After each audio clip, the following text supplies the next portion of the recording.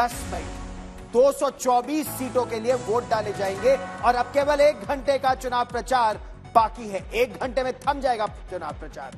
आखिरी दिन कांग्रेस पार्टी की महासचिव प्रियंका गांधी वाड्रा के अलावा बीजेपी की ओर से मुख्यमंत्री बसवराज बोम्मई और पूर्व मुख्यमंत्री जीएस येदियुरप्पा ने प्रचार किया।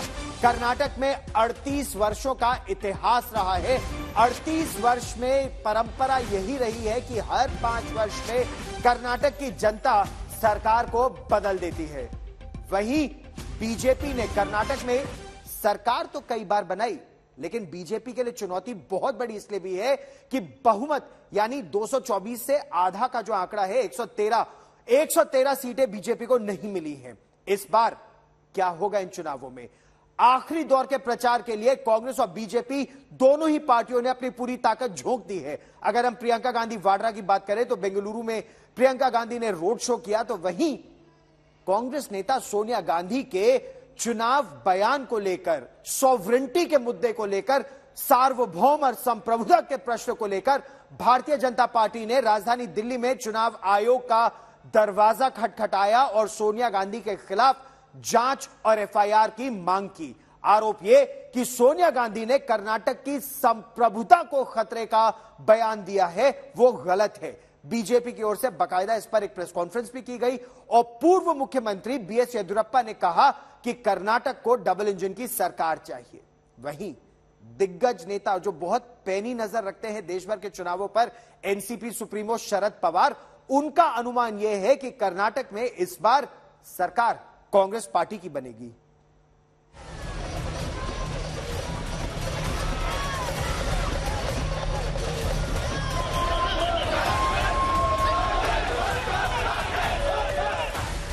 प्रधानमंत्री मोदी और अमित शाह ने जहां 8 मई को ही कर्नाटक में चुनाव प्रचार में पूरी ताकत झोंक दी, वहीं कांग्रेस ने आखिरी समय तक प्रचार किया।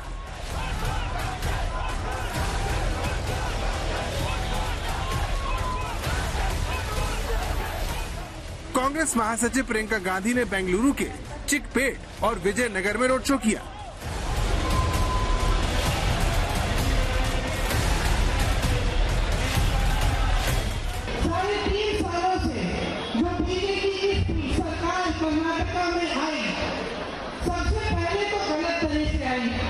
दूसरी सरकार को तोड़कर पैसों का इस्तेमाल करके बनी और उसके बाद से आज तक अगर वो पहचानी जाती है तो इस नाम से पहचानी जाती है 40% सरकार।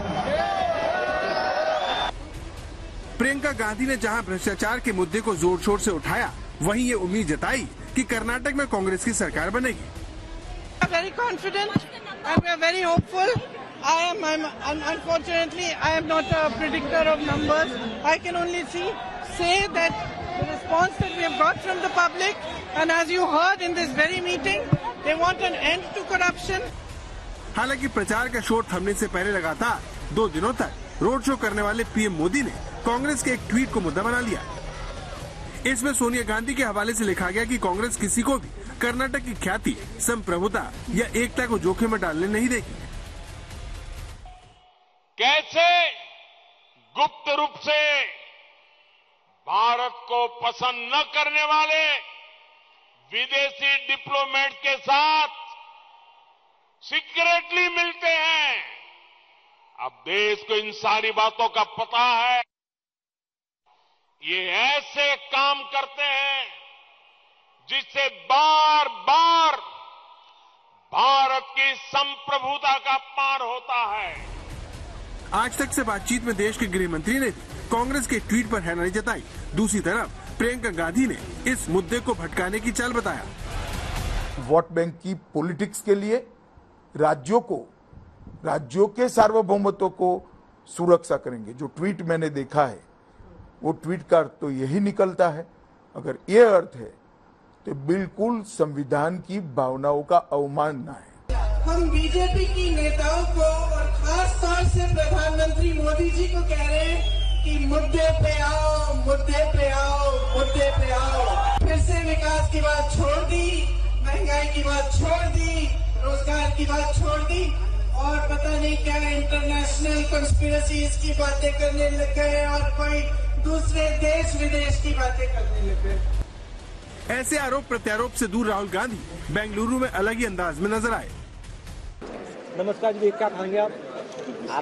कुछ तो खाना पड़ेगा आपको। जीएसटी से आपको नुकसान हुआ, फायदा हुआ? बहुत नुकसान हुआ। राहुल गांधी ने इनके साथ खाना खाया, इनकी मुश्किलों को जाना और फिर जब नेता बड़ी बड़ी गाड़ियों में रोड शो कर रहे थे तब राहुल गांधी ने डिलीवरी बॉय के साथ दोपहिए की सवारी की बेहद हाई वोल्टेज चुनाव प्रचार की एक अलग ही तस्वीर थी।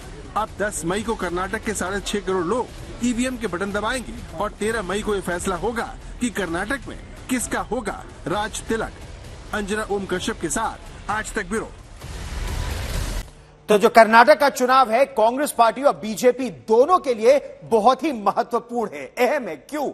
क्योंकि जिसे भी ये जीत मिलेगी तो 2024 के चुनाव में उतने ही आत्मविश्वास के साथ वो पार्टी उतरेगी। लेकिन यही नहीं, इसका यह मतलब नहीं है कि इसका असर आंध्र प्रदेश हो या तेलंगाना हो वहां के चुनावों पर नहीं पड़ेगा। वहां भी पड़ेगा जहां बीजेपी 2024 से पहले खुद को और मजबूत बनाना चाहती है। वहीं अगर मध्य प्रदेश की बात करें या राजस्थान के चुनावों की बात करें तो उस पर भी इसका असर तो पड़ेगा ही। और लिहाजा दोनों ही दल के जो नेता हैं उन्होंने चुनाव प्रचार में पूरी ताकत झोंक दी है। प्रधानमंत्री नरेंद्र मोदी ने 18 तो अमित शाह ने 33, राहुल गांधी ने 20 तो प्रियंका गांधी वाड्रा ने 25 रैलियां और रोड शो किए। यहां पर इस समय मेरे 3 सहयोगी हमारे साथ जुड़ रहे हैं। हिमांशु मिश्रा इस समय बेंगलुरु में है, सौरभ वक्तानिया कर्नाटक में ही निपानी में है और सगाई राज इस समय कर्नाटका से ही हमारे साथ जुड़ रहे हैं। हम तीनों अपने रिपोर्टरों से बात करेंगे, लेकिन हिमांशु सबसे पहले आप ही के पास में आऊंगा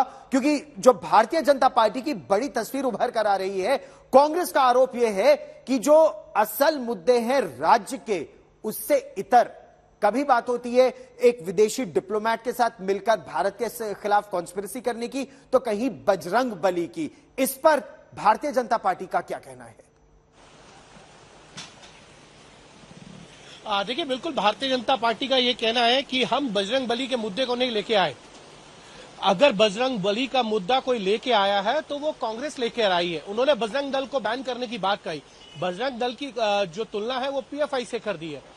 अगर किसी ने कर्नाटक के सोवरेनिटी यानी संप्रभुता की बात की है तो वो कांग्रेस ने की है, हमने नहीं की है। भारतीय जनता पार्टी ये मानकर चल रही है इस पूरे चुनाव में कि इस बार उनको पूर्ण बहुमत मिलने जा रहा है, यानी कि 113 का जो बहुमत का आंकड़ा है, जो जादुई आंकड़ा है, उसको भारतीय जनता पार्टी इस बार पूरा कर लेगी। लेकिन गौरव, ये इतिहास है कि भारतीय जनता पार्टी 2008 में जब येदियुरप्पा के नेतृत्व में गई थी तब भी उन्हें 110 सीटें मिली थी और 2018 में जब येदियुरप्पा के नेतृत्व में पूरी पार्टी एकजुट खड़ी नजर आ रही थी और प्रधानमंत्री नरेंद्र मोदी की लोकप्रियता थी, तब भी भारतीय जनता पार्टी को पूर्ण बहुमत नहीं मिला था। 104 सीटों पर ही भारतीय जनता पार्टी को जीत मिली थी। तब कांग्रेस और जेडीएस ने मिलकर सरकार बना ली थी, लेकिन 15 महीने चलने के बाद इस सरकार से कुछ विधायक टूट कर गए। येदियुरप्पा के खेमे में जो लिंगायत कम्युनिटी से आते थे वो येदियुरप्पा के साथ जाते हैं और सरकार बनती है। 2 साल सरकार चलने के बाद येदियुरप्पा इस्तीफा देते हैं, ये कहते हुए कि देखिए अब मैं जो है वो मुख्यमंत्री से इस्तीफा देना चाहता हूं, मैंने अपनी पारी खेल ली है। बोमाई आते हैं, बोमाई के ऊपर जिस तरीके से आरोप लगे हैं वो, और कांग्रेस ने 40% का जो एक कैंपेन शुरू किया कि 40% की कमीशन है, उस पर कांग्रेस को और शय तब मिल जाती है जब भारतीय जनता पार्टी के एक विधायक के घर से 8 करोड़ रुपए पकड़े जाते हैं और उनके बेटा जो है 40 लाख रुपए की रिश्वत ले रहे थे। तो ये कहीं ना कहीं भारतीय जनता पार्टी के लिए था। लेकिन 2008 से 18 तक येदियुरप्पा के नेतृत्व में भारतीय जनता पार्टी ने चुनाव लड़े। 2013 को अगर छोड़ दे तो येदियुरप्पा पार्टी छोड़कर चले गए थे। श्री रामुलु ने अपनी पार्टी बना ली थी। यहाँ ये भी उठता है 40 सीटों पर सिमट गई। जो जितने आपने ये मुद्दे उठाए हैं, 77 सीटें ऐसी भी हैं इन 224 में जिसमें भारतीय जनता पार्टी कभी नहीं जीती। तो क्या बजरंग बली के सहारे बीजेपी आगे बढ़ने का प्रयास कर रही है?